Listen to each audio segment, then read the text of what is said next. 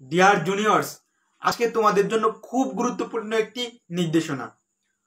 তোমরা সচরাচর আমাদের এই ধরনের প্রশ্ন করে থাকো যে ভাইয়া, মেডিকেল অ্যাডমিশন টেস্টের জন্য আমাদের কোন কোচিং সেন্টারটা চুজ করাটা বেস্ট হবে, কিংবা আমরা কি কোচিং সেন্টার চুজ করব নাকি কোনো একটা ফেসবুক প্ল্যাটফর্ম, দ্যাট মিনস কোনো পেজ অর গ্রুপের ভাইয়ার কোর্স এনরোল করব, নাকি ফেসবুক প্ল্যাটফর্মে বিভিন্ন ডিএমসি কোর্স, এই কোর্স সেই কোর্স, এই ধরনের কোর্স এনরোল করব। তোমরা কিন্তু দ্বিধাদ্বন্দ্বে পড়ে যাও, তোমরা চুজ করতে পারো না। তোমরা কোনটা চুজ করবে এইটা নিয়েই একটা মানসিক দ্বিধাদ্বন্দ্বে থাকো যে এইখানে যাব, এইটাতে আমি ঝুঁকবো নাকি এইটাতে ঝুঁকবো। এই ধরনের কিন্তু কনফিউশন তোমার মধ্যে ক্রিয়েট হয়, হ্যাঁ ক্রিয়েট হয়। তাই আমাদেরকে জিজ্ঞেস করো বারবার, নিউমেরাস টাইম আমাদেরকে জিজ্ঞেস করো ভাই কোনটায় ভর্তি হবো, কখন ভর্তি হবো, এখন ভর্তি হবো নাকি আরো 2 মাস পরে ভর্তি হবো। এই ধরনের প্রশ্ন তোমাদের মধ্যে থাকে। এই সকল প্রশ্নের উত্তর আমরা আজকে এই ভিডিওতে দিব। তুমি যদি সঠিক গাইডলাইন পেতে চাও অবশ্যই আমাদের সাথে থাকবে।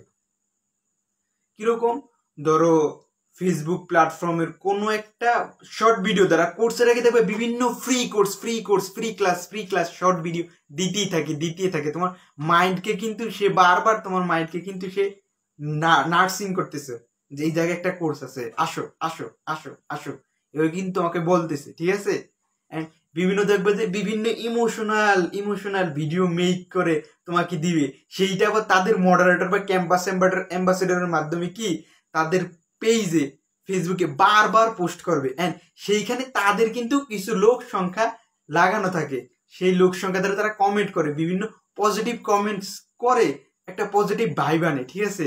এই পজিটিভ ভাইব এনে কি করে, তোমাদের মাইন্ডে তুই 10 জন ভালো কমেন্ট করে, তারপর আরো 10 জন স্টুডেন্ট তাদের ভালো কমেন্ট করলো, দেন তুমি যখন এই ভালো কমেন্ট গুলো দেখো, দেন তোমার মাথায় কিন্তু একটা কাজ করে, না এখানে যেহেতু এত স্টুডেন্ট কাজ করতেছে, এত স্টুডেন্ট পড়তেছে, অবশ্যই আমি এদের সাথে কি যোগ দেওয়া উচিত। তা না হলে কি আমি এইখান থেকে এইখানে কি একদম পিছিয়ে যাব, এইটা তো হওয়া যাবে না। এটা কিন্তু তোমার মাইন্ডে খেলে। দেখবা তুমি যে কোনো কোর্স শুরু করার আগেই দেখবা, হায় রে কত ফ্রি ক্লাস, কত কিছু, আহা দিন শেষে কিন্তু কিছুই না, রাইট। এখন কোশ্চেন হচ্ছে, আমি স্টেট কার্ড তোমাকে একটা ইনফরমেশন দিচ্ছি, তুমি কোনো প্রাতিষ্ঠানিক কোচিং সেন্টার ছাড়া অন্য কোথাও ভর্তি হবা না। ভর্তি হলেও একটা প্রাতিষ্ঠানিক কোচিং সেন্টারে ভর্তি হবা, তার পাশাপাশি তুমি যে কোনো তোমার ফেভারিট ভাইয়া বা কোনো একটা ফেসবুক প্ল্যাটফর্মে কোর্স টাকা দিয়ে পেইড কোর্সে ভর্তি হও, সেটা আলাদা বিষয়। আগে কিন্তু তোমাকে একটা প্রাতিষ্ঠানিক কোচিং সেন্টারে ভর্তি হতে হবে। তুমি এখন কেন তুমি প্রাতিষ্ঠানিক কোচিং সেন্টারে ভর্তি হবা, অ্যান্ড কেন তুমি ফেসবুক প্ল্যাটফর্মের দিকে যাবা না পেইড কোর্সের ক্ষেত্রে, একটা জিনিস লক্ষ্য করো। একটা প্রাতিষ্ঠানিক কোচিং সেন্টার, আমি নাম ধরেই বলছি, রেটিনা মেডিকো উন্মেষ, এদের কিন্তু তোমার 30 থেকে 40 বছরের এক্সপিরিয়েন্স আছে।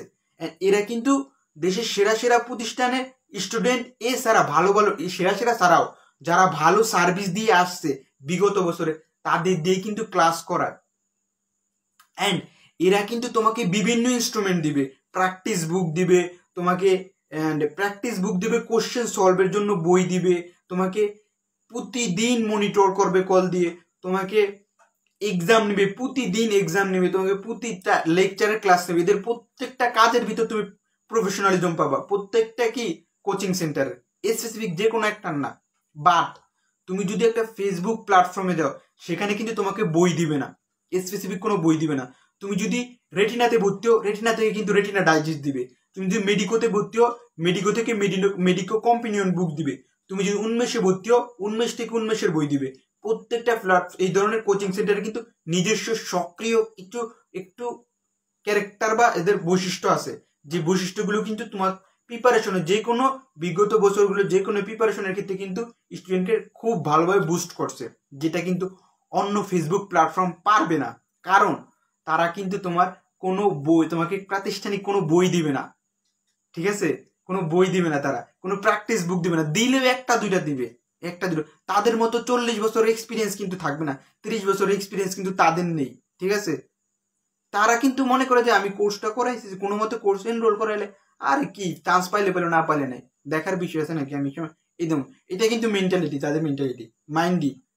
এই জিনিসগুলো মনে রাখবা। তারা কিন্তু তোমাকে কখনোই কোনো বই দিবে না, বই দিলে একটা দুটা বই দিবে, অ্যান্ড তোমাকে কিন্তু প্রশ্ন যে এক্সামগুলো নিবে, এক্সামগুলো ওই প্রশ্নের সাথে কোচিং সেন্টারের প্রশ্নের সাথে তাদের প্রশ্নের স্ট্যান্ডার্ডের রাত দিনের তফাৎ থাকবে।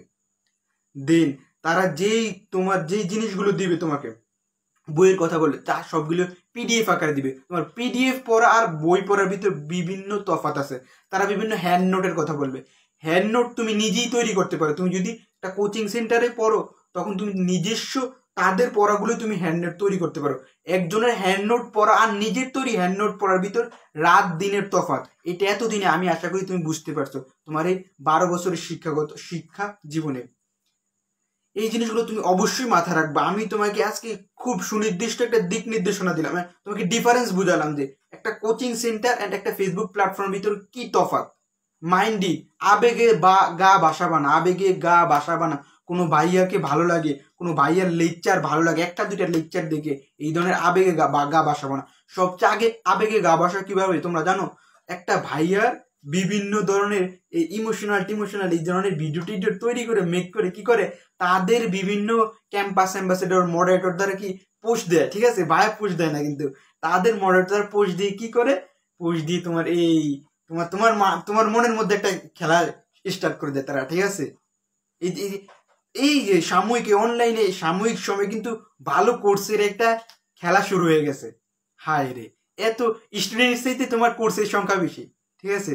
বিভিন্ন গ্রুপ ট্রুপ, যাই হোক সেটা আলাদা। তুমি পেইড কোর্স করো, আমি বলি যে তুমি ফেসবুকে পেইড কোর্স করতে পারো। কি ক্ষেত্রে?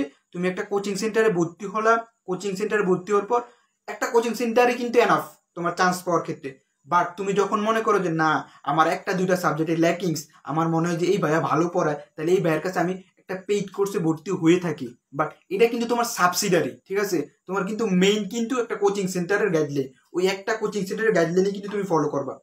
এর পাশাপাশি অনেকেই বলে যে ভাই কি 2টা বা 3টা কোচিং সেন্টার কি ভর্তি হওয়া কি জরুরি? এটার উত্তর হলো তুমি যে কোনো একটা কোচিং সেন্টারই ভর্তি হবা, একটা কোচিং সেন্টারের গাইডলাইনই ফলো করবা। বাট লাস্টের 2 মাস বা 1.5 মাস আগে তুমি কি করবা? এক্সাম ব্যাচগুলোতে ভর্তি হবা, যে কোনো একটাতে ভর্তি হবা। বাকি যে দুইটা বা 3টা থাকে সেগুলোর এক্সাম ব্যাচে ভর্তি হবা, ঠিক আছে? এক্সাম ব্যাচে ভর্তি তুমি সারা বাংলাদেশে, ওইখানে 10,000, এইখানে 15,000, এইখানে 10,000, মানে মেডিকেল অ্যাডমিশন প্রিপারেশন নেয় কিন্তু হাইস্ট 25 থেকে 30,000 স্টুডেন্ট। বাট এক্সাম দেয় কিন্তু 1 লক্ষ প্লাস স্টুডেন্ট। বাট তোমার কম্পিটিটর থাকে কিন্তু 30,000 স্টুডেন্ট, তাদের মধ্যে বেস্ট কম্পিটিটর থাকে 10,000 স্টুডেন্ট। এই 10,000-এর সাথে তোমাকে ফাইট করতে হবে, ঠিক আছে? আর 30,000 কিন্তু প্রিপারেশন নেয়। এই 30,000-এর সাথে তুমি যদি এক্সাম দাও, প্রতিটা কোচিং সেন্টারে ভর্তি হয়, তাহলে কিন্তু তোমার মেরিট পজিশন বুঝতে পারবা, তোমার সিচুয়েশন বুঝতে পারবা যে তুমি কতটুক কোন অবস্থায় আসো, তোমার কি করলে তুমি আরো ভালো করতে পারবা। এই জিনিসগুলো বোঝার জন্য তুমি এক্সাম বেসে ভর্তি হতে পারো। বাট মাইন্ড ইট, এগেইন আমি বলতেছি, আবেগে গা বাসা বানা। আবেগে এই ধরনের সিদ্ধান্তে আবেগে গা বাসিয়ে দিলে, আজকে আমি এই কথা বলছি না, আজকে যদি আমি এইচএসসি 21 হয়ে থাকো, নেক্সট ইয়ারে তোমার কিন্তু এই অপশন আর থাকবে না, কোনো অপশন থাকবে না। তুমি কোন জায়গায় ভর্তি হবে? এখন তুমি ডিএমসি কল্পনা করতেছো, চোখ বুঝে তুমি ডিএমসি সেই সাদা রাস্তা দিয়ে হেঁটে যাচ্ছ, কিংবা তুমি বুয়েট চিন্তা করতেছো, কিংবা যে কোনো একটা সরকারি মেডিকেল চিন্তা করতেছো। বাট ওই সময় কিন্তু তোমার অপশন থাকবে না, তোমার এই আবেগের কাছে কিন্তু তখন তোমার বিবেক পরাজিত হবে। এই জিনিসগুলো মাথায় রেখে কিন্তু যে কোনো এই ধরনের সিদ্ধান্তগুলো নিবে। এই ধরনের সিদ্ধান্ত কিন্তু খুব ভাইটাল সিদ্ধান্ত। আজকে আমি আশা করি সুনির্দিষ্ট একটা দিক নির্দেশনা তোমরা পেলে, এর মাধ্যমে তোমরা তোমাদের নেক্সট পদক্ষেপগুলো নিতে পারবে।